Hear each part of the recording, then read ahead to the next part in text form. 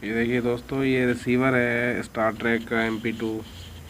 ये रिसीवर देख लिया आप, स्टार ट्रैक का ये रिसीवर है आपके सामने MPEG-2।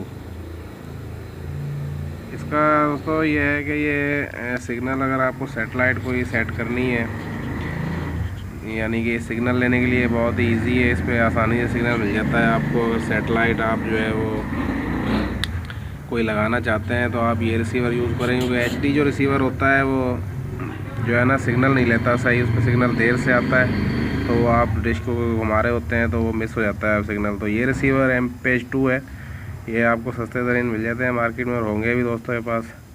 तो ये रिसीवर आप जब सेटेलाइट कोई भी सेट करें तो ये रिसीवर आप लगाएं तो आपको सिग्नल जो है वो आसानी से मिल जाएगा, क्योंकि इस पर सिग्नल जो है वो थोड़ा सा भी सिग्नल आए तो ये पकड़ लेता है, और यानी कि 4-5 से ऊपर बढ़ना शुरू होगा, 6, 7, 8, 9, 10 होता हुआ आहिस्ता आहिस्ता जो सेटिंग करते हैं वो जानते हैं दोस्त।